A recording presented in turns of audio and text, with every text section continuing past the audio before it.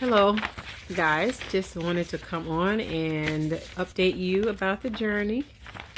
Today, I went to chemo class, and it was very enlightening to have somebody explain to you the whole entire process that you are about to embark on.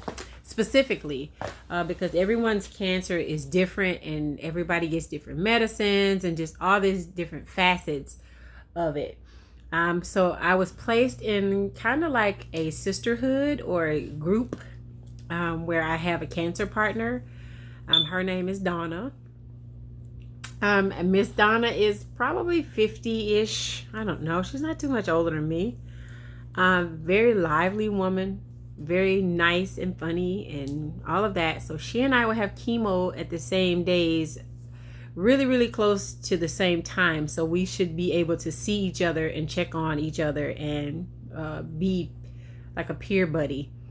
I thought that was very interesting. That was really neat. And then I met, let's see, one, two, three other ladies, four other ladies in my group. One lady is about 70, and her husband is a prostate cancer survivor. And she is there with me. There's another young lady who works in Vanderbilt. She had on her scrubs and she was just in the chemo class on break.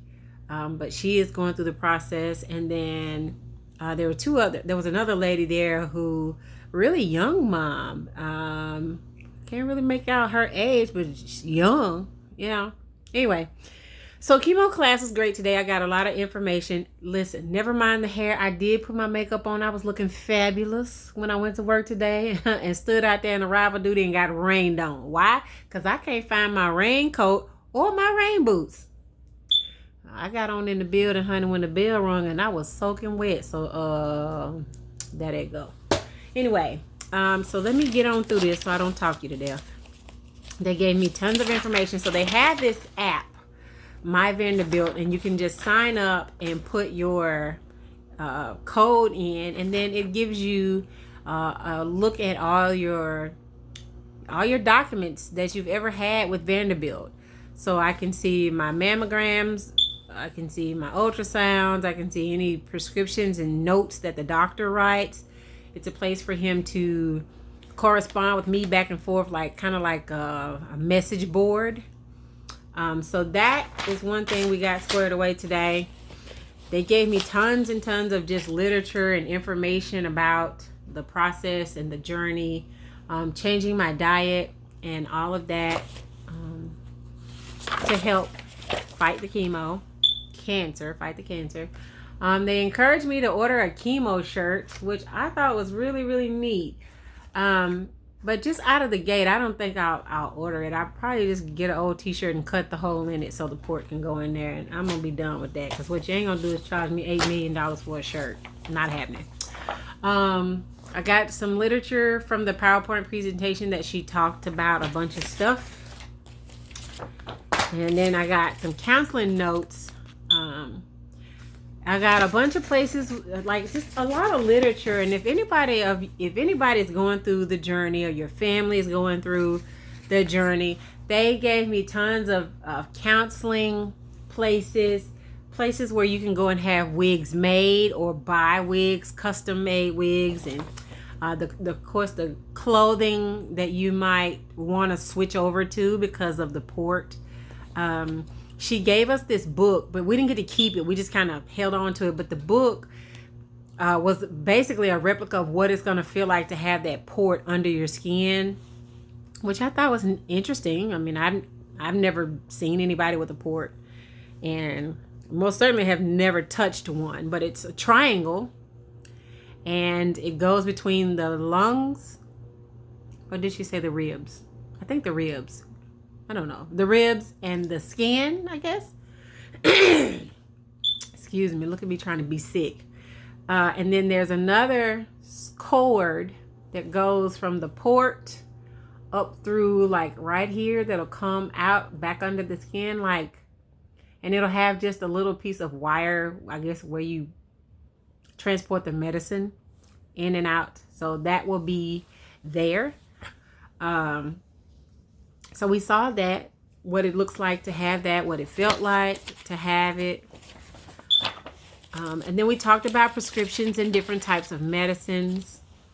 And so she didn't have my chart specifically, but from her working memory, and let me make sure I'm saying this right. From her working memory, she thought I'd be on, and she might have told me wrong now that I'm looking at this. Hold tight, because I took my notes today, right? So she said there's an AC day. Let me make sure I'm giving y'all the right information. Okay. There's A days, C days. And you go every 2 weeks. So chemo is 1 week. That's the A. And then C is the alternative. The alternate week. So this will be a once a week thing for 20 weeks. The first 8 weeks is the A and the C, because it's 3 medicines. And I dare not even try to pronounce them, because medicine ain't what I'm going to do. But anyway, the third medicine, Taxol, maybe I'm saying it right, I don't know. That's the alternative as well. Okay, so what I gathered from this is the sessions are infusions. A days, the infusions are going to take between 3 and 4 hours for just the injection, for it to infuse into my body. And then the T days are going to take 2 to 3 hours. I have a bunch of things that I need to do, like before I have the first chemo, so I got to get a bunch of stuff kind of lined up and in order around the house. And here I am thinking I got it all clean and I had it all together, but there's quite a bit I need to get going to do here. And I'm going to get up in a minute because I need to go to Kroger's and Walgreens and any hoot. There's a cream, so they have a prescription. My prescriptions will be called in to Walgreens because I missed something must have happened. I missed being able to get my medicine at Vanderbilt like some of the other ladies did. Or maybe that's just the way it is. It was just because my port day is tomorrow and their port day is further on out. So they have another week before they can get to their port day. Miss Donna's port day is in the morning, and my port day, Donna has to be there at 9, and I think my port time is 11. The surgery is not a massive surgery. Like, I will be sedated, but not like super duper sleep, just enough for me not to feel the incisions. So they are pretty confident that that's a fairly simple process. It's about 2 hours. They have recommended that I not bring family members to chemo days because the chemo room is so small. There's nowhere for anybody to sit. And it just, because of that area, the congestion of each pod, we'll just call them pods, I don't know. Each pod is going to be filled with a person and a nurse and a machine. A little, the little thing you wheel around, like when you got your IV drip little thing. And he's got a TV in there, and it's got like one chair, and then it's got the chair that I will sit in. And so they advise that you not bring anybody. If you have to bring somebody, it just needs to be one person. And so that's kind of that on that. Now, it's not that, I know a lot of people have asked to go to chemo with me. And I've always said I prefer to be dropped off and picked up. I just feel like it's a lot to ask somebody to sit there for 4 hours a day when you could be doing so much other stuff. So I've always said that I prefer to be dropped off and picked up. But I think for the first chemo, my Aunt Barbara has got that covered. So it's been advised that we just try to minimize the amount of people that are coming in and out of the transaction, because if they are carriers of germs and they touch the doors and the walls, they could make other cancer patients sick. So if you have a cough, if you have a cold, cancer patients are not supposed to be around you at all. So that just so you'll know how that works. And it's just best to not get them sick, because your immune system is very, very low and very weakened, because your white blood count cells die because of the chemo. And that's what fights off your sicknesses. And so since you don't have the ability to fight off your sicknesses, it's just best that you don't get around anybody sick or carrying germs. So we talked about a number of things specifically for me, because I have 2 jobs where I am in contact with a bunch of sick people. You know, of course, I teach in the daytime, and so kids carry germs, and we all know parents will send their kids to school with a teaspoon of NyQuil and send them on out the door sick and all. So I have been encouraged to alert my parents that I do have cancer, and their children should not come to school if I am sick. If they are sick.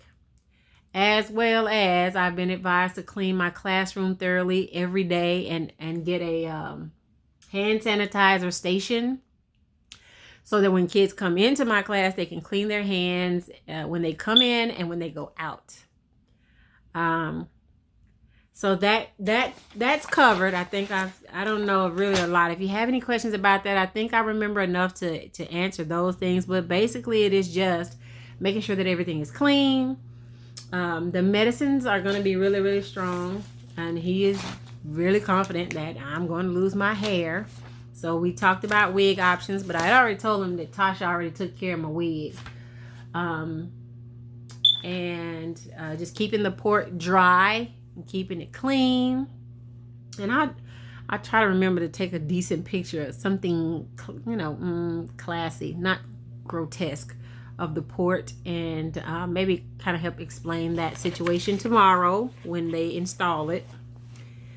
We talked about food and eating habits. So my diet now has to consist of high protein meals. So a lot of beans, a lot of chicken, but the chicken has to be pure chicken. Like sometimes they inject the chicken with estrogen and hormones to preserve it, and that's the chicken that I need to stay away from. I can't have any food from a buffet. I can't have any food from an open serving venue like those mom and pop meat in 3 places. Sorry, y'all, I'm getting text messages. I'm trying to send this video. So I can't have any open contained food, simply because it could have been coughed on. It could have been sneezed over. I can't have anything that's been around pets. The dog, the cat, whatever. I can't have those things. So just be mindful of that. I can't have any sugar. I can't have any alcohol. I asked about my wine and she said no, so I'm going to go ahead and drink the rest of this bottle.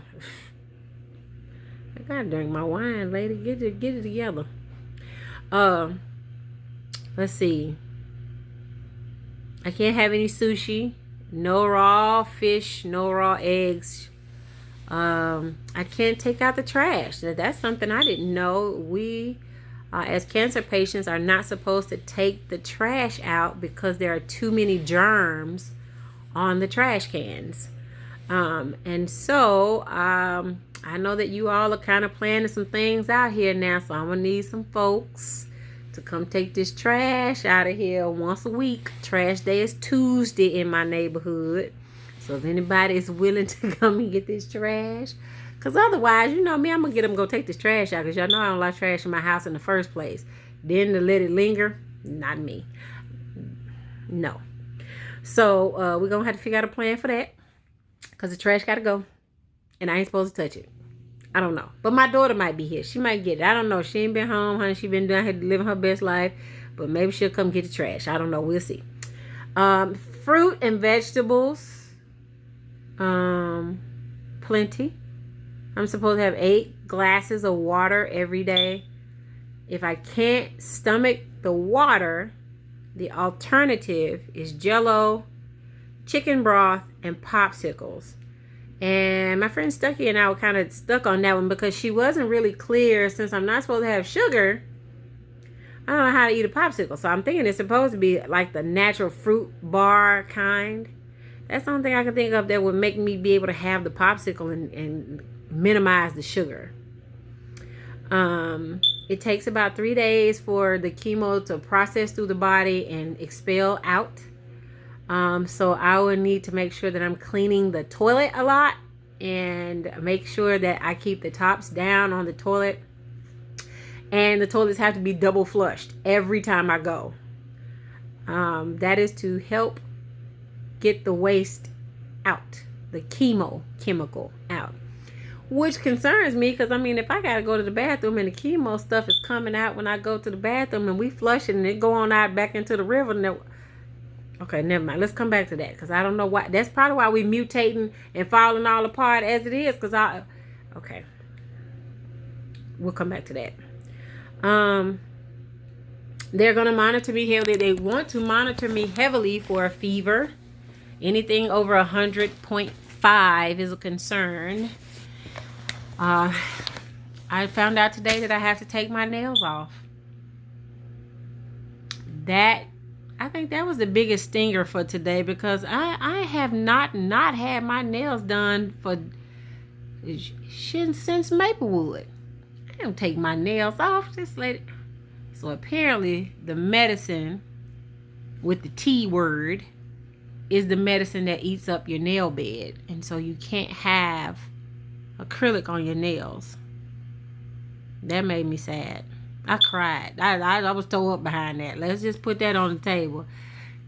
I was tore all the pieces about it. And now I can't be around. I ain't gonna have no hair and I can't have my nails done. Oh, I'm tore up. Okay. Let's move on. I think that's all the notes that I had for that. They encouraged me to put a binder together, so I'm working on that. I don't know if y'all can see it. To keep all of my documents and forms together. There is in the back of this food book, they gave me a list of things that helps with, here's the wig thing. There's a list of places where you can go and have a wig custom made or just made and bought or whatever. You know me, but I am the only African American person in their room, and I'm the only African American in there. And so because they don't know that, honey, I get over and get old Tasha to make me a wig. Now I ain't going no hair where I'm buying them old janky cheap raggedy wigs. I ain't doing it. Anyway, chemo is a very hard drug, so it could produce bone issues. So you have one medicine to combat the damage that the chemo does to your bones. You have one medicine that combats what it's doing to the white blood count, one that helps fight the white blood count, and because your white blood count goes down so drastically, you could have like a lot of canker sores in your mouth. I'm hoping that ain't gonna be me, because honey, I don't play about my mouth. Now, this is too much. There could be some weight gain and weight loss. We talked about that. Anybody that's on chemo and they're striving to lose weight, it could be the adverse, or it could kick you in the high gear. You can mess around, lose 79, 80, 90 pounds. You just don't know. So you have to play it by ear. That's all they said about that. They gave me a list of clear liquids. Oh, here it is, Stucky. I didn't even think about this. So anyway, there's this little book that tells the stuff I can have. So we might need to read over that. I don't know. I'm going to work on that. Okay. So we talked about the food. Okay, port day. It's about a 2-hour deal. We already talked about how the port gets in there. And so from then on, they will access my medicines through the port. Chemo comes in like a vial, like, you know, any other medicine, I guess. And they have processes in place to make sure that I always get the right amount. the right dosage. It's always going to be based on my height and my weight. So they will be monitoring my height and my weight constantly, because the more you weigh, the more you need, blah, blah, blah. You guys already kind of probably figured that out. 72-hour rule. After chemo, I should be in least contact of people for 72 hours. That means if I have chemo, I have to come straight home and stay here and stay in the house and not be around people, especially sick people. So my plan, I tossed the idea of me staying on the Friday regimen and being down Friday, Saturday, Sunday. But 72 hours, that's not going to cut it. So something else has to give. So they gave me Thursdays. So chemo days will be on Thursdays. I will be down Friday, Saturday, Sunday, and hopefully back to work on Monday. And even then, I will need to wear a mask. The hair loss is anticipated 2 weeks after the first dose of chemo. And it is a rapid thing. So she explained it as, if it's going to happen for me, it will happen like I will just touch my hair and then it'll all be in my hands. So that's when we'll know to go ahead and get the clippers out and go ahead and run them things on Crosshair. I already have somebody willing to cut my hair, so thank you guys so very much for the encouragement. Mr. Tom Scruggs, you're awesome. I appreciate that. But I think we got that all covered. I can't have anything with alcohol in it.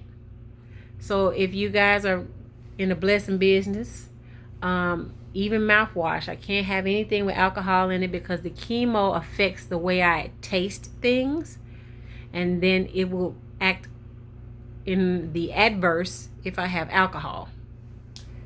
What else? Oh, I need a soft toothbrush. I'm thinking, lady, what is it? You trying to tell me my breath gonna have to be stank? Because I like to brush my daggone teeth. But she said, honey, go get that little soft toothbrush and sit down somewhere. So I said, yes, ma'am. So I'm going to get up here in a minute, go to Walgreens, get me a soft toothbrush and some mouthwash with no alcohol.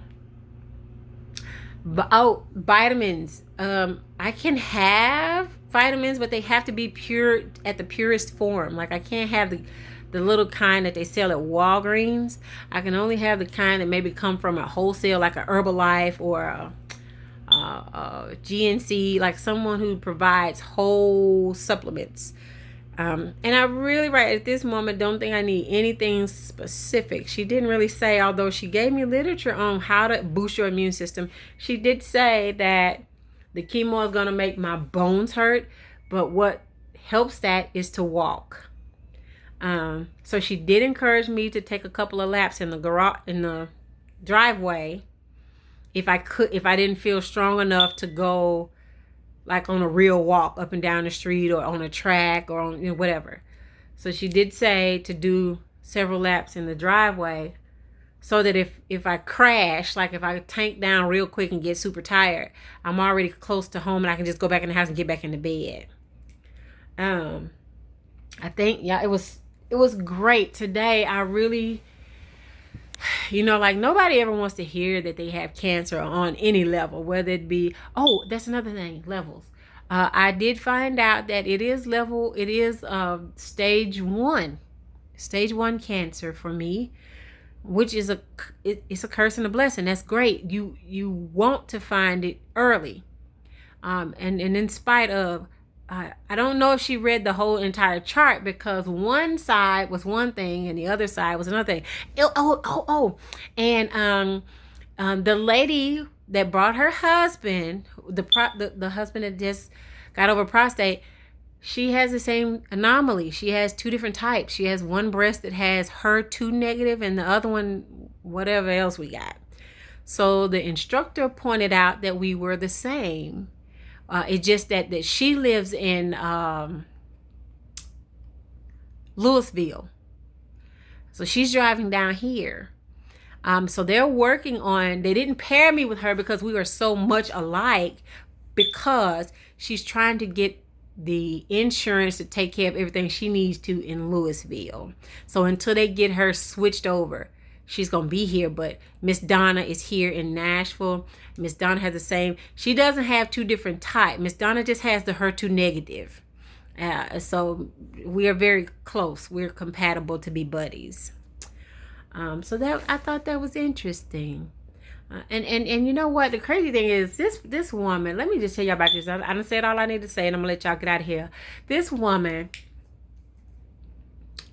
the lady asked me all these different questions like throughout the thing, like, Miss Lindsay, do you know what kind of medicine you're going to have? And I'm looking at her like, hell no, because what? Why don't you know? You the nurse. Me, I don't know. And I said, no, ma'am, I don't really know. And she said, oh, like, what? I said, well, I said, and to be honest, I said, Dr. Parks has given me every opportunity to ask every question I could have ever thought of. However, I wasn't ready to hear what he had to say. I bought my notebook, right? And I was supposed to take notes, right? So I call this my chemo book. And I took the notebook, and I told her I took the notebook in anticipation of being able to write down what he said. So no, I didn't know what kind of cancer I had. I didn't know what my plan of action really was. Like, he came in and he said all this stuff, but really just in my head, I was thinking, I got fucking cancer.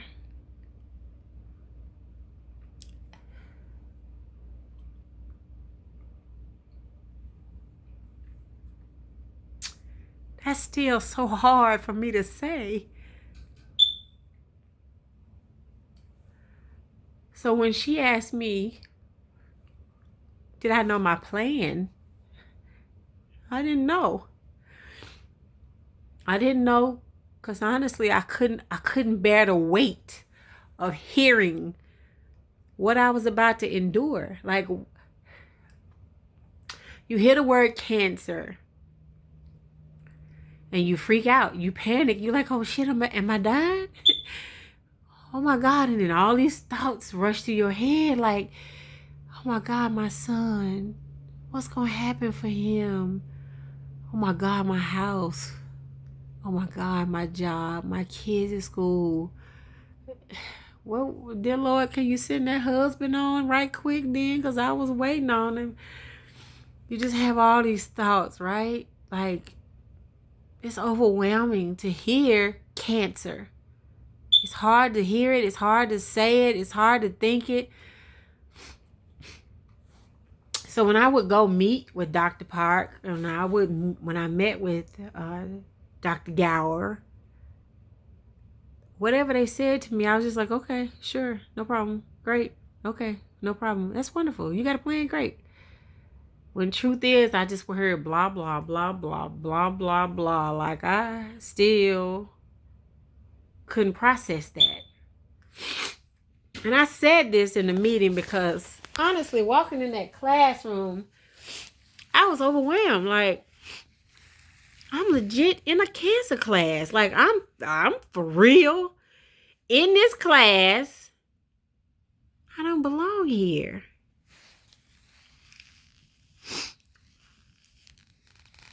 So, I said all that to say, the little lady that bought a husband who had survived prostate cancer. And I mean, that I should have took a picture of her because she's just so cute. She's probably 5 feet tall and 12 good pounds at best. Cutest little thing ever. And when class was over, she walks over to me and grabbed my hand. And she said, baby, you're so young. You got so much to do with so much to live for. I feel so sad for you young people. Because I told you, everybody else in the class young except for her. And I said, no, I think it's going to be all right. You know, I'm overwhelmed, to be honest, friend. I just Some days I process it a little at a time. Like it's loading little by little by little. It's coming. But I didn't have answers for the instructor because when Dr. Parks would talk, I would just nod in agreement because guess what? That's why you went to school. Okay? My degree is in education. I'm here to teach the world how to do something. Read and math. That's what I do. Reading and math. That's my job. Your job is the oncologist. You study blood, you study cancer, you figure out patterns and routines, and you put together shit, and this is why they pay you. And I've paid insurance for 10 years. Y'all get together and figure it out. Because that's not my area of expertise. It's yours. And I'm trusting God to force you to take care of me. I don't really have a plan. That's your job. When parents drop their kids off at school, they ain't in there telling me how to do my job. They are counting on the fact that I have all these degrees that says this lady, if she can't do nothing else, she can teach my kids something. They don't have a plan. I barely can get them to show up for PTO meetings or whatever days that I can get. So guess what? I was counting on him to do his job. And some of you might be all in your head like, oh, that's stupid. You shouldn't be doing that. But you don't know what the fuck it feel like for somebody to tell you you got cancer. You'll never know the weight.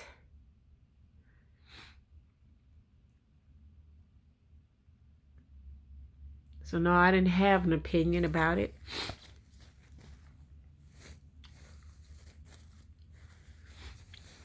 Let me just say, I hope you never know the weight. I hope you never. I hope you never know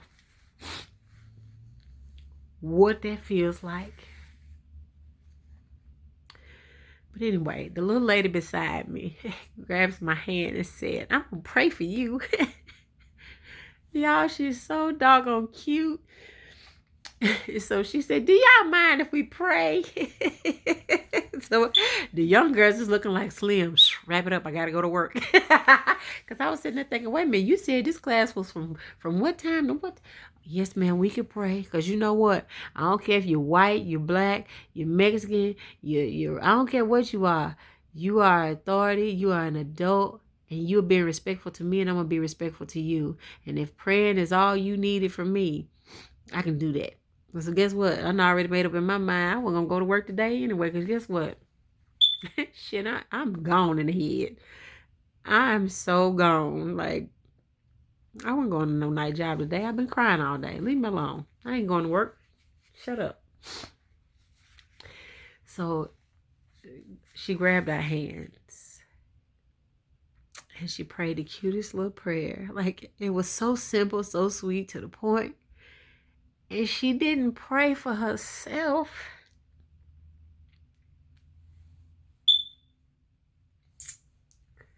She prayed for the young women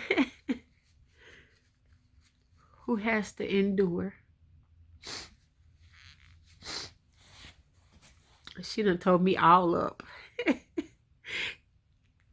She done told me up in this meeting, right? And her husband, he's like, you could tell he probably the family jokester. He probably the one that crack jokes at Thanksgiving dinner when the food nasty. You know what I'm saying? He probably that dude. So he comes over and he says, sweetheart, I like your nails, but you know you got to take them off. I was like, who? Who taking the nails off? I said, you mean one? So they put that little thing on my finger right there. You mean that one? Because that's all y'all gonna get. Let's be real. I ain't taking my nails off. To hell with that. He said, no, you got to take them all off. And I was like, oh, okay. Well, I'm going to get a second opinion. And that's what we're going to get a second opinion on, because y'all done tried me. I said, yes, sir. I'm going to go over here and take them off. I said, I didn't hear that because I was like, I was like 10 minutes late because I had a meeting today and the parent was late, and then I was trying to wrap up some other stuff. And then next thing I know, honey, it was 1 o'clock. I didn't leave the school till 1. So I was like, oh, snap, I'm real late. Let me get my life. So anyway, I was real late. Anyway. And the other hard part about it is I can't have sugar. Wow. Like, everybody got their drug of choice. You know what I'm saying? Some people do a little cocaine. Some people smoke a little weed. I do a little cupcake. Okay? You feel me? I eat a little ice cream. Shit. That's my drug of choice. I like a little sugar. Shit. No nails. No sugar. Anyway. I'm gonna need one of y'all to come over here and smuggle me some drugs in the penitentiary over here. Y'all can smuggle me a couple cupcakes under your jacket and leave them under the porch mat so I can sneak and eat them.